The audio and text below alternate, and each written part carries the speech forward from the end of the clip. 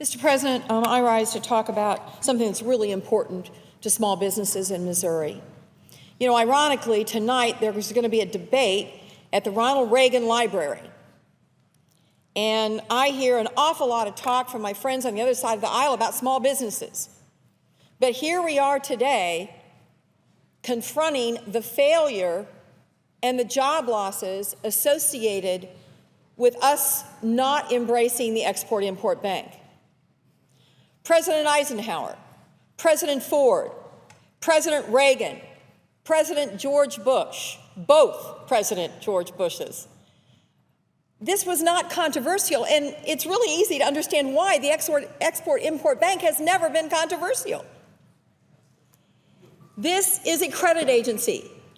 There are 60 other credit agencies around the world that support companies in their countries. 60 around the world. It is not a level playing field in a global economy if America decides we are no longer going to support our manufacturing economy and the small businesses associated with that by removing this important tool for exports. It's real jobs, Mr. President. This is not fairy tale stuff, and this is not crony capitalism.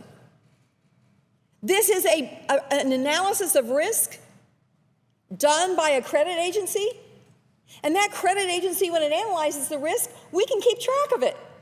We can figure out if, in fact, they are taking good risks, or if, in fact, it's scratching somebody's back.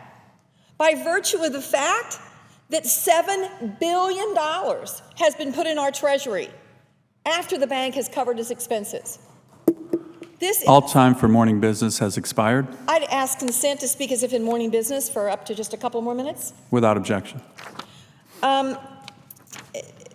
In 2014, this credit agency that all the other countries in the world have access to put $674 million in the United States Treasury. So let me count off here.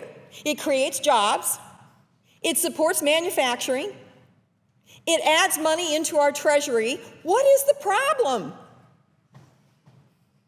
My staff and I have met with nearly 100 companies in Missouri.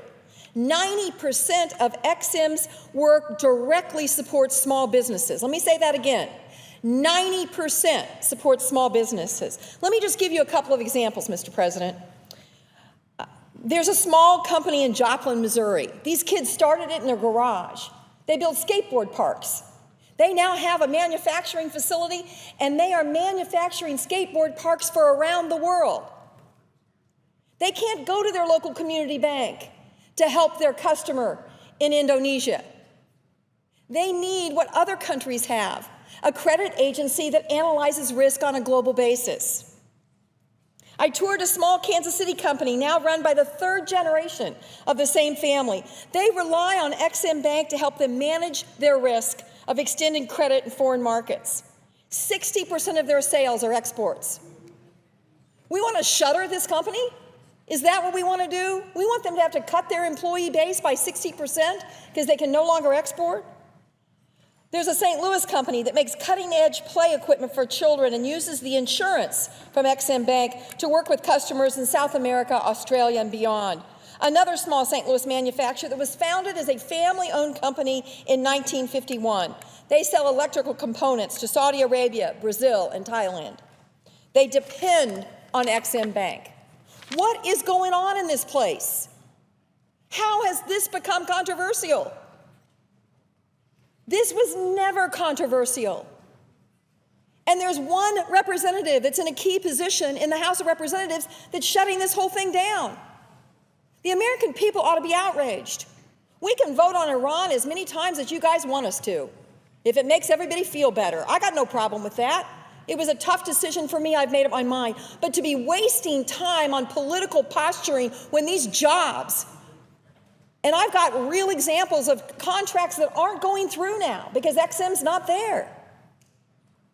So I plead with my friends on the other side of the aisle, make time in your busy schedule of scoring political points on the Iranian agreement to reauthorize Export-Import Bank. Jobs in my state depend on it. Yes, we've got unemployment down to 5% in this country, But that doesn't mean jobs are still not what we should be focused on every day in the United States Senate.